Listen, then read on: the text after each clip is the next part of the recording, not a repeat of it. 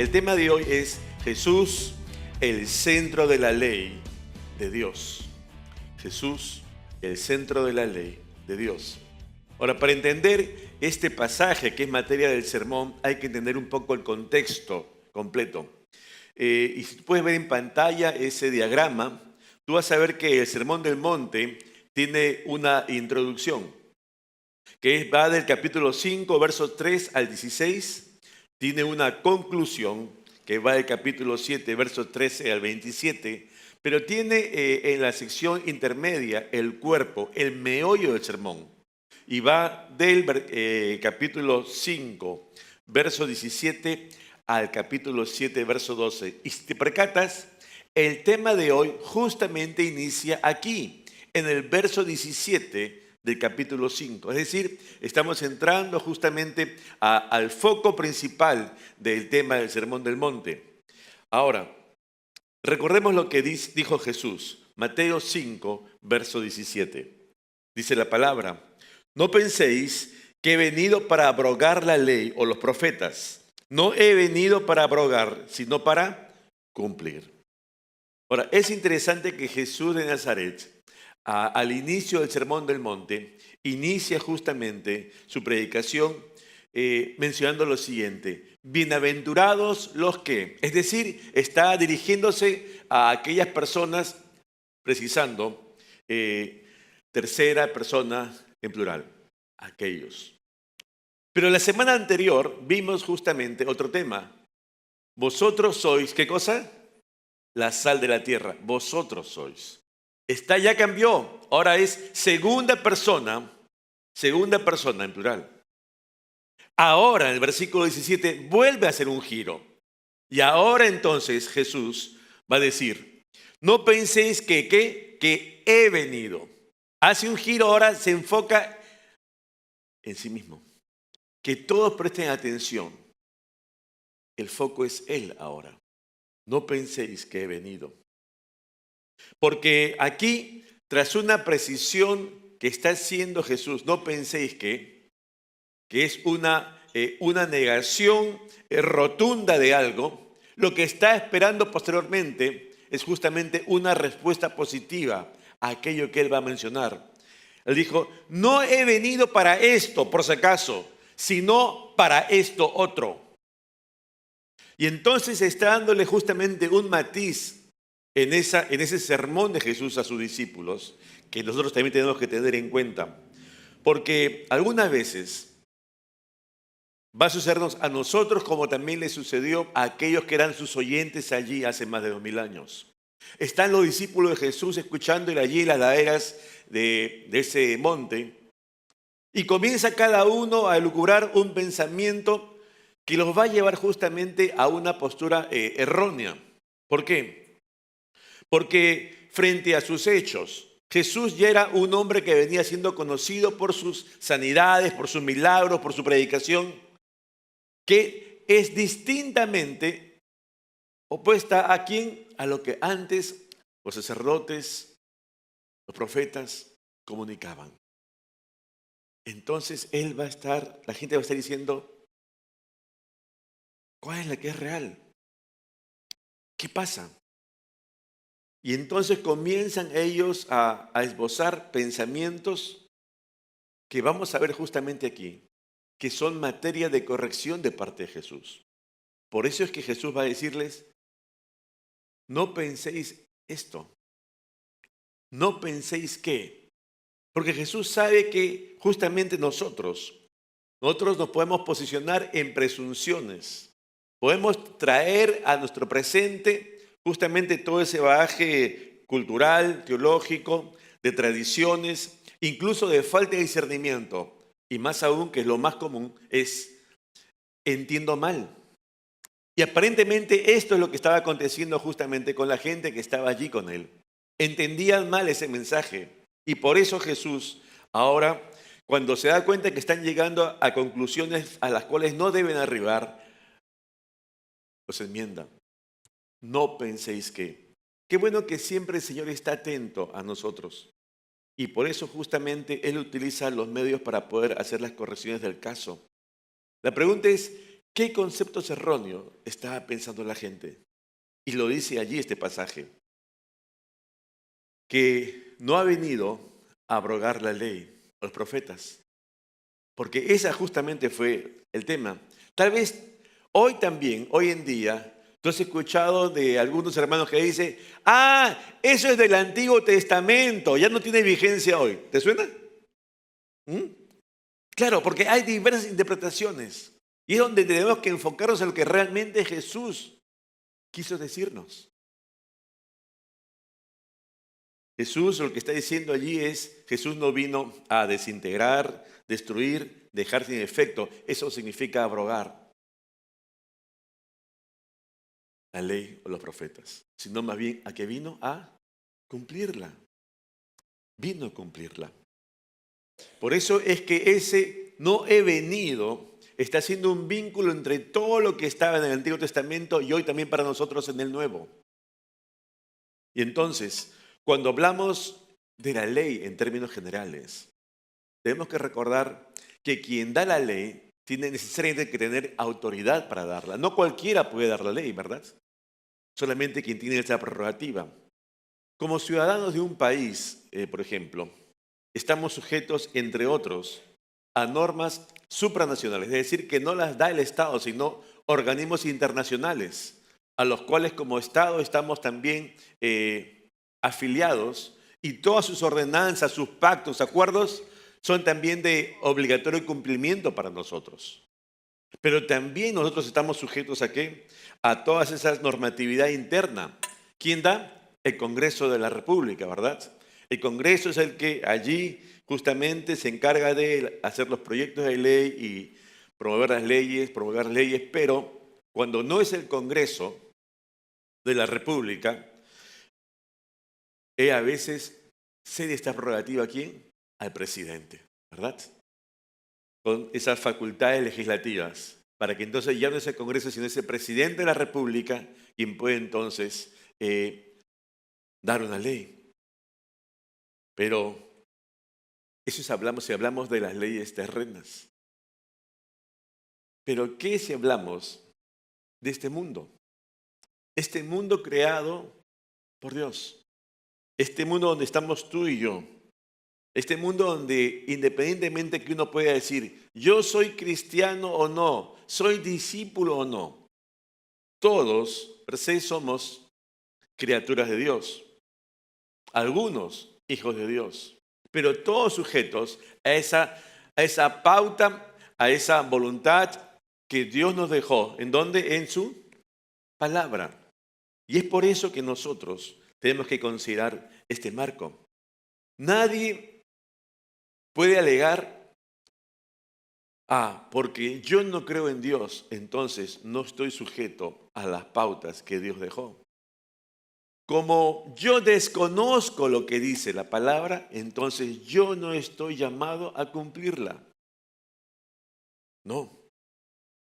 Porque así como yo no puedo alegar ello, tanto como tampoco puedo alegar que porque desconozco la ley nacional, tampoco estoy obligado a cumplirla, ¿verdad? No es así. Porque el desconocimiento de la ley terrena o celestial no me exime a mí de un obligatorio cumplimiento. El hombre natural está llamado a cumplirla en su país y también en este mundo. Y ese es el enfoque que tenemos que tener claro.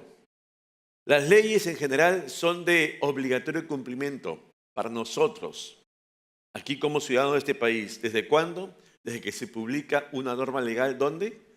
En el peruano. Ahora, ¿tú sabes las normas que se han publicado hoy día en el peruano? Seguro que no, ¿no? Sin embargo, estamos obligados a cumplirla. De igual manera, las normas que están en la Escritura, que reflejan y revelan la voluntad de Dios, también estamos llamados, tú y yo, a cumplirlas. No es responsabilidad del Estado el que llegue una copia del peruano a tu casa. Es responsabilidad nuestra conocer la ley. El Señor ya nos dio su palabra escrita. Es responsabilidad ahora de quién? De nosotros conocerla. Ella hizo su parte. Ahora bien, frente a esta situación, ¿qué dice Mateo 5:18? Mateo 5:18 dice lo siguiente: porque de cierto os digo que hasta que pasen el cielo y la tierra, ni una jota ni una tilde pasará de la ley hasta que todo se haya cumplido. Hay un momento en que entra en vigor, rige la ley. Y aquí está hablando justamente el Señor de este tiempo, ¿no? Eh, hasta que todo se haya cumplido. Hasta que todo se haya cumplido. Así como una ley nacional rige hasta que la misma ley diga tiene este periodo de vigencia o que es modificado o derogada por otra ley. Aquí también el Señor está diciendo, esto se va a dar, se va a llevar a cabo necesariamente. Ahora, ¿a qué se refería el Señor en el Sermón del Monte respecto a la ley? ¿Acaso solamente podríamos entenderlo de manera restrictiva?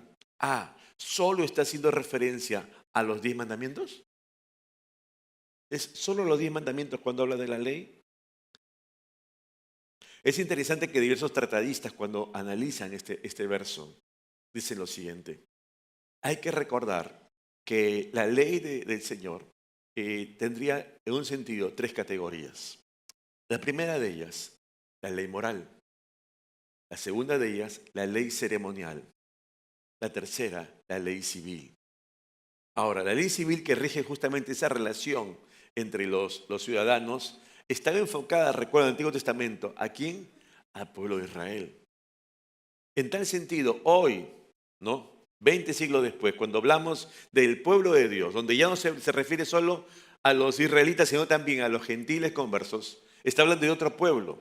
Y allí que algunos dicen, entonces esa parte de esa ley ya no rige justamente para el pueblo de Dios. Una segunda tingencia, la ley ceremonial.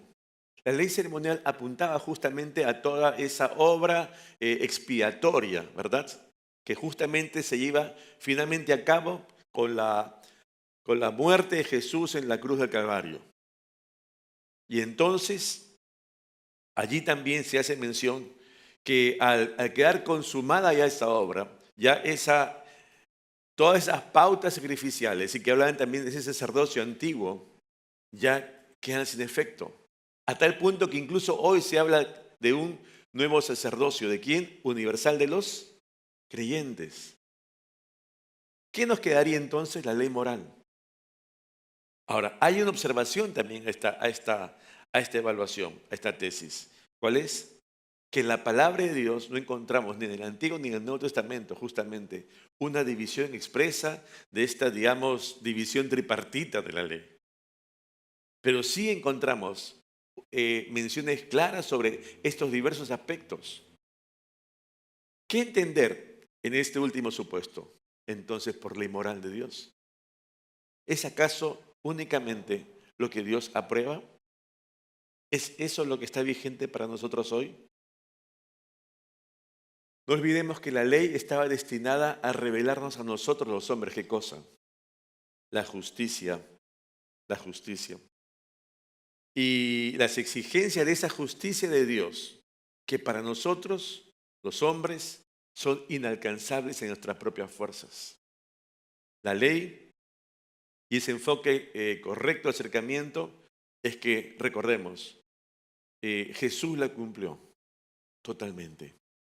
Pero también el otro acercamiento respecto de la ley y los profetas es que en Cristo se cumplen justamente todas esas profecías mesiánicas acerca de un redentor. Y entonces cuando se habla de la ley y los profetas, ¿se cumplen en quién? En Cristo. Y por eso dijimos en comienzo, Jesús es el centro en un sentido de la ley de Dios. Cuando hablamos en la palabra de tapa a tapa, de inicio a fin, ¿quién es el personaje central?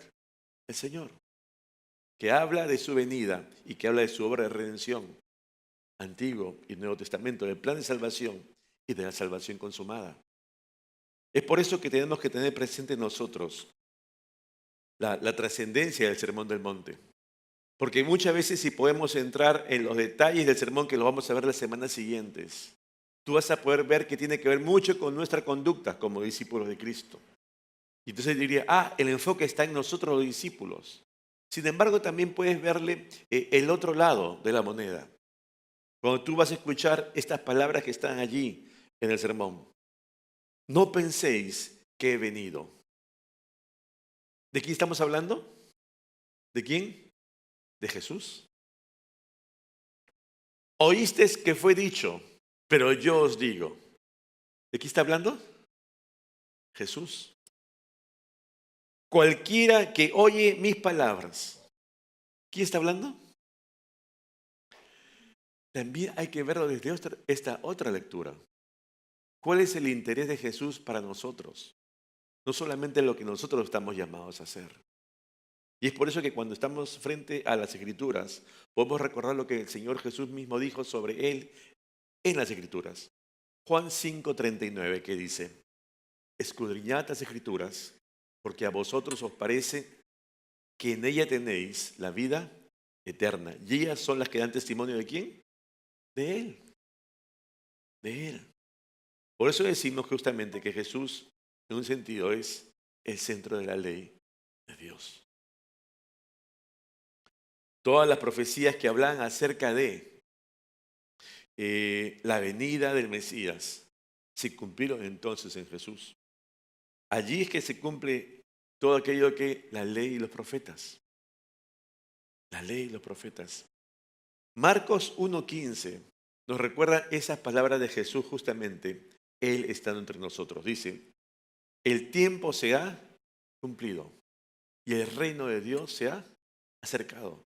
Con Él, Dios se hizo carne. Por tanto, arrepentíos y creed en el Evangelio. Jesús está diciéndonos, hay tiempos y los tiempos se cumplen.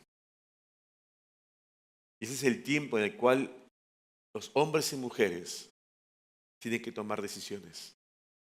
Tienen que arrepentirse y acercarse al Señor.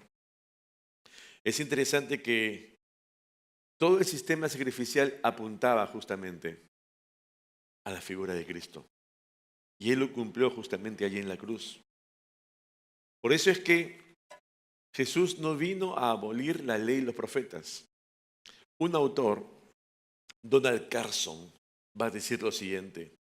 Jesús no concibe su vida y ministerio en oposición al Antiguo Testamento, sino en realizar aquello a lo que éste apuntaba.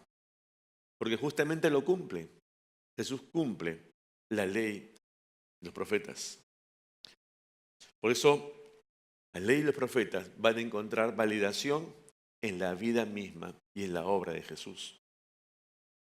Tras Juan el Bautista, cuando se habla de mandamientos, entonces, ya no podemos entenderlo básicamente como una referencia a todo lo que está únicamente en el Antiguo Testamento. Ahora nosotros también debemos considerar lo siguiente. Aquello que el Señor nos lleva a conocer, a descubrir y luego a practicar. ¿Que habla de qué? De los mandamientos ahora en un nuevo contexto. ¿Cuál? El reino de los cielos.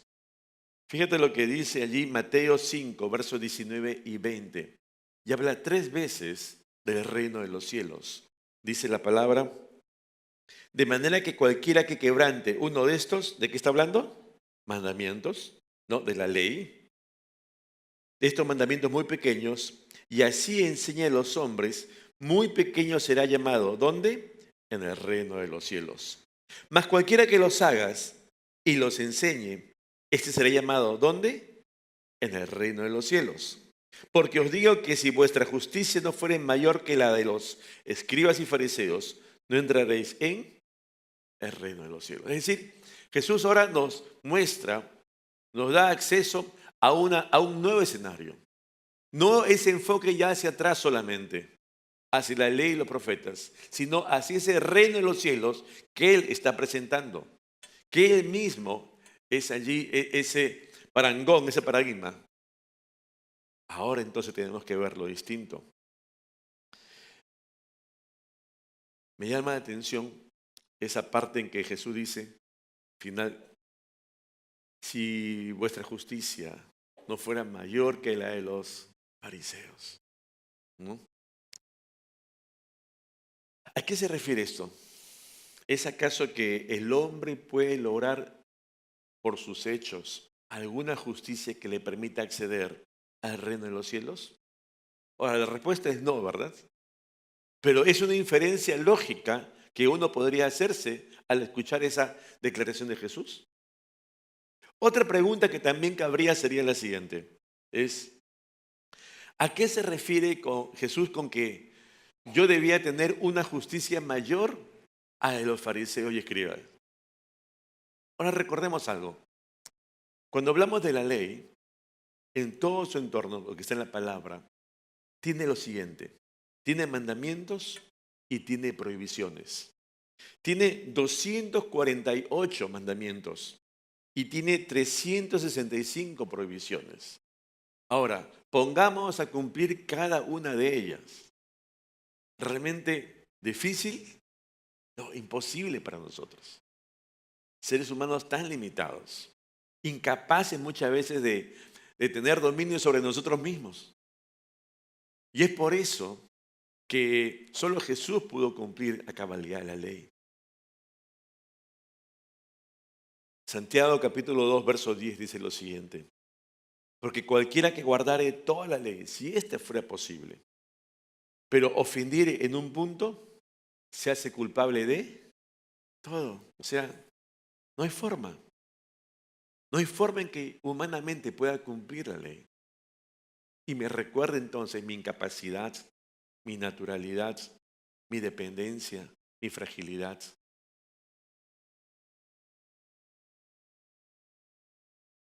Hablando de la ley, ahora que estuvimos en la ciudad de Rochester, podíamos ver que casi cada 3 cuadras había un templo. Y vamos a llamarlo de esta manera, un templo de distintas religiones. El más cercano era una sinagoga allí en la ciudad. Y entonces es interesante que nuestra anfitriona nos decía lo siguiente. Bueno, hay una particularidad aquí en la ciudad que se da siempre alrededor de todas las sinagogas. ¿Cuál es? Que los judíos generalmente compran todos los predios alrededor de las sinagogas. Bueno, les gustará la zona, ¿no? Aparte una zona muy bonita, se eleva la cotización pues, de ese lugar. ¿Cuál es la razón? Le pregunté. Bueno, la razón obedece sencillamente a su fe. ¿Sí? ¿En qué sentido?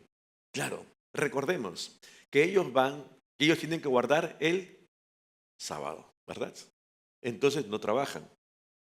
En un país como Estados Unidos todo el mundo tiene que ir ¿cómo? En carro. Pero como ir en carro es un trabajo, entonces tienen que ir a pie. Y esa es la razón por la cual generalmente los judíos compran todos los predios alrededor de las sinagogas para ir a pie. Porque no pueden ir en carro, porque ir en carro es trabajo. Una lectura de que justamente estoy cumpliendo a mi manera la ley. Claro, pero entonces vamos llegando a extremos.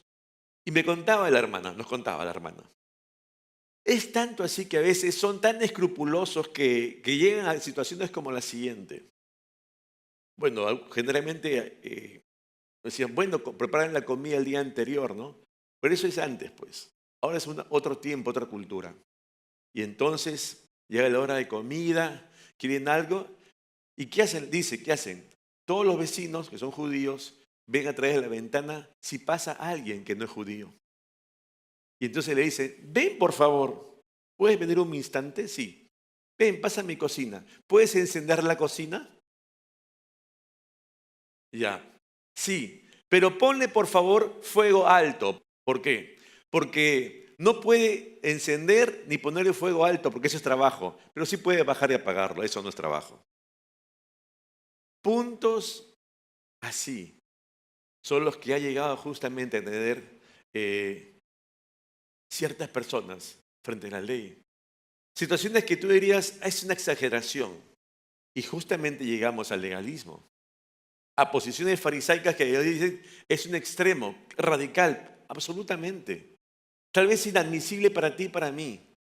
Pero la gente cree que haciendo cosas y haciéndolo hasta un grado superlativo, está cumpliendo. ¿No será que a veces estamos desnaturalizando la misma ley y el espíritu con que Dios nos la dio?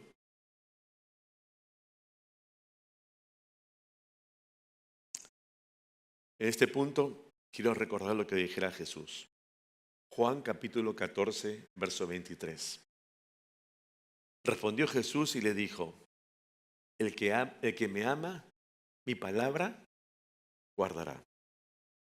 Y mi Padre le amará, y vendremos a él, y haremos morada con él. ¿Sabes qué me llama la atención aquí en este pasaje? Que dice, el que me ama. Habla de una condición de discípulo. Habla de una situación primaria. Que en mi relación como discípulo del Señor, con el Señor, está ¿qué cosa? Mi amor a Él. No está mi obligación a cumplir la ley. Está mi amor a Él. Y una consecuencia de mi amor a Él es ¿qué cosa hago? Guardo su palabra. Juan, tienes que hacer esto, porque lo dice el Señor. Eso es ley. Jácate, ¿no? Y nos olvidamos que sí, estamos llamados a guardar la palabra del Señor, ponerla en práctica. Pero ello tiene que ser resultante ¿de qué? De mi amor. Lo otro es obligación. Y realmente tenemos que entonces considerar cuál es nuestra relación directa con el Señor. Sí, somos hijos del Señor, sí, pero hay hijos desobedientes, pues.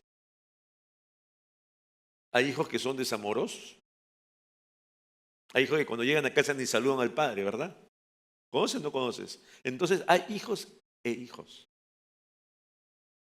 Y aquí lo que nos dice el Señor es justamente eso. Fíjate en mi relación, tu relación conmigo. ¿Me amas? Entonces, una consecuencia de ello es, guarda mi palabra, cúmplela, ponla en práctica. Porque esto de poner en práctica la ley de Dios, la palabra de Dios, es lo que finalmente nos alcanza a nosotros. Porque uno diría, lo otro es historia, pero esto es lo que nos alcanza a nosotros, la parte práctica. Mateo 28, versos 19 y 20, que nos habla de la gran comisión, recordarás ese pasaje tan famoso. Por tanto, id y haced discípulos.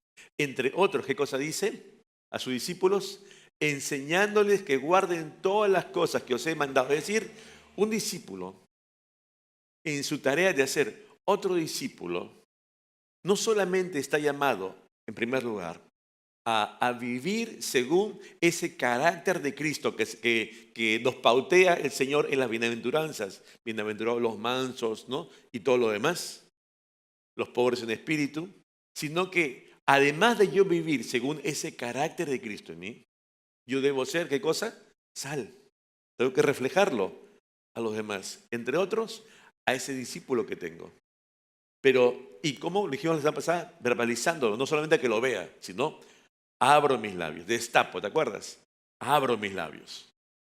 Ya, ahora, no solamente ello, sino que además, tarea mía como discipulador de ese nuevo discípulo, ¿qué cosa es? Enseñarle que él guarde también estas palabras. No solamente que presentar el Evangelio y que venga el Señor, sino que mi tarea también como discípulo de Cristo, cuando me acerco a otro, es también en ese proceso de discipulado, de cuidado de ese nuevo, es también enseñarle que Él guarde sus palabras. ¿Y cómo lo guardar? Primero enseñándole que le ame, porque la consecuencia natural es que entonces va a guardar esas palabras por amor, no por obligación, aunque también lo es. Pero es el amor, en respuesta al amor, que obedece. Jesús nos llama por eso a esa respuesta sincera a lo que dice en su palabra.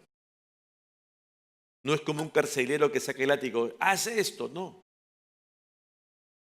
Sino la respuesta nuestra tiene que ser una respuesta de amor. Y tiene que ir más allá de ese conocimiento de lo que dice el Señor. Porque muchas veces sabemos tantas cosas de la palabra de Dios, tal vez conocen ustedes más de lo que yo sé. Pero ¿qué nos recuerda siempre el Señor? Santiago 1:22. Dice, pero sed, ¿qué cosa? Hacedores de la palabra y no tan solamente oidores. Nos está diciendo, finalmente, lo relevante, cuando me amas, ¿qué significa guardar mi palabra? ¿Qué significa? Ponle práctica. Ponle práctica, hijo, hija. A eso nos llama el Señor respecto de su palabra, su ley, su voluntad, lo que está en su corazón para nosotros. Que seamos hacedores y no solamente ¿qué? Oidores. Porque si solamente somos oidores, yo vengo todos los domingos a la mañana, así que soy un buen oidor, pero no soy un hacedor. ¿Qué pasa conmigo? Me estoy ¿qué? Engañando. Me estoy engañando a mí mismo. Qué triste, ¿verdad? Hermano, y esa no es la voluntad del Señor. O sea, si tú mismo te das cuenta que sabes mucho, pero practicas poco, te estás engañando. Nos engañamos todos. Porque el tema no es cuánto sabemos, sino aún lo poquito que puedo saber, ¿qué tengo que hacer? Ponerlo en práctica. Ser hacedor. Ser hacedor de aquello que Dios nos dejó. Hijo, de esta manera quiero que vivas, porque esto yo sé que es lo mejor para tu vida. Finalmente, el cumplimiento de la ley se resume en lo siguiente. Gálatas 5:14, segunda parte. ¿Cómo? ¿Qué dice? Amarás a tu prójimo como a ti mismo. El amar. Allí se resume el amar a nuestro prójimo. Te pregunto, ¿cómo reaccionamos o cómo actuamos frente a nuestro prójimo? ¿Cómo reaccionamos o cómo actuamos, sobre todo cuando hay una situación en la cual nosotros no estamos de acuerdo con el otro? ¿Cuál es nuestra actitud? ¿Cuáles son nuestras palabras? ¿Cuál es nuestra conducta? ¿Y qué hacemos respecto de ello? Ayer estaba a la hora de almuerzo en la familia y tratamos un tema respecto de mi hija menor, va a postular a la universidad, y hubo una diferencia allí.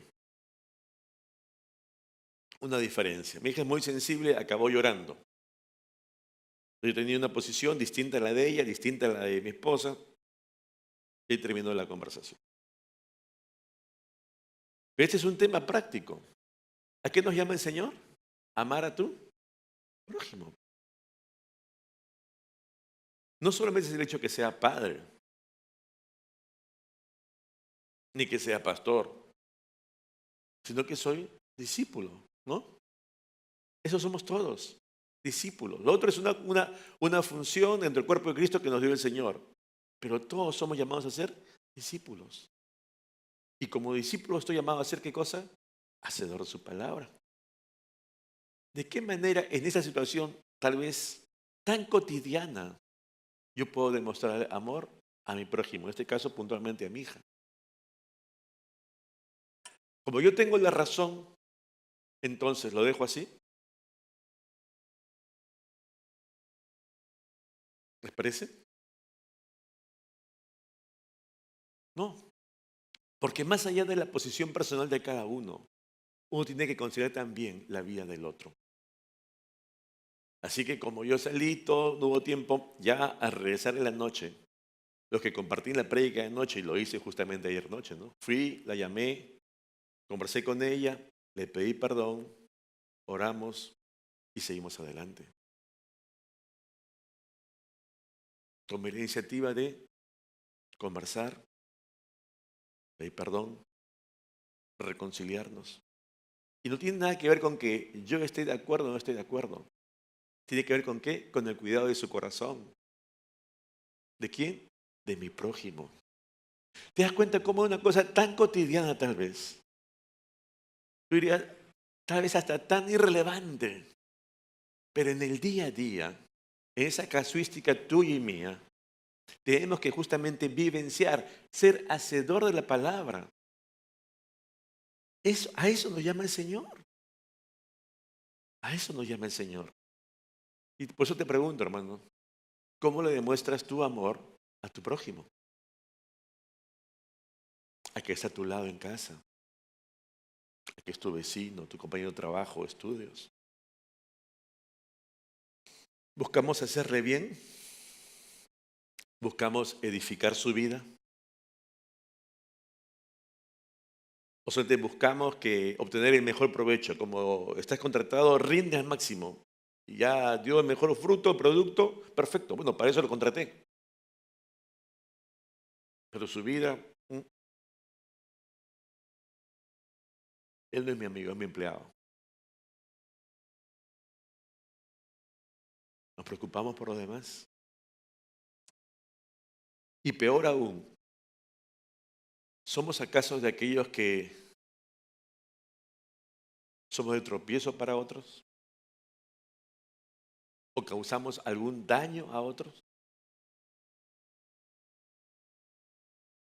Pregúntate. Yo no conozco la vida de todos, bueno, de casi nadie, sino trato de no meterme en la vida de otros. Pero pregúntate, tú sí conoces tu vida. Y el Señor también. Y por eso el Señor nos llama a poner en práctica. Termino. Romanos 13, versos 8 y 10, dice la palabra.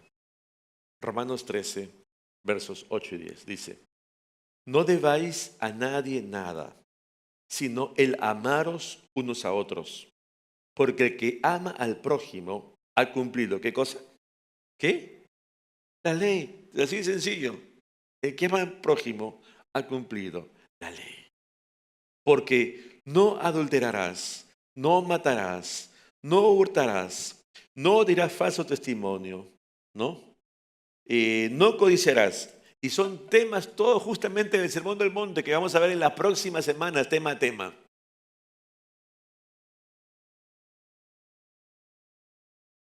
¿Qué nos dice el Señor? Y cualquier otro mandamiento en esta sentencia se resume: amarás a tu prójimo como a ti mismo. El amor no hace mal al prójimo, así que el cumplimiento de la ley es el ¿qué? Amor. En eso se resume todo. La ley se resume en amarás a tú. Claro, no solamente que te ames a ti mismo, sino que también amemos a quién, al prójimo. Amén, iglesia. Eso es. Y cada uno sabe con qué prójimo está al costado. Y cada uno sabe cómo se comporta con ese prójimo. Y cada uno entonces tiene que decidir de qué manera práctica ama a ese prójimo en cada circunstancia. Nuestros llamados no es ser discípulos de los fariseos, ¿no? Ni de hacer más obras que la de ellos. Nuestro llamado es hacer como Cristo, tener su carácter. Nuestro llamado es hacer discípulos de Cristo. Y si somos discípulos, entonces somos discípulos llamados a hacer ¿qué? Discípulos. Recuérdalo. No solamente se trata de una vida personal con el Señor, sino que en ese trato horizontal no solamente es amar a mi prójimo, sino que yo, siendo sal y viviendo con el carácter de Cristo, soy también llamado a ser otro discípulo. Por eso somos discípulos, llamados a ser discípulos. Que ellos también adquieran ese mismo carácter, que tengan esa misma relación con Dios, ellos también lleguen a amar al Señor, ellos también puedan guardar los mismos mandamientos que tú y yo guardamos en respuesta a nuestro amor al Padre. Así de sencillo. Por eso, te animo, hermano, a que cada uno pueda reflexionar en su vida cotidiana de qué manera amamos al prójimo y así cumplimos la ley de Dios. Amén. Amén. Vamos a orar.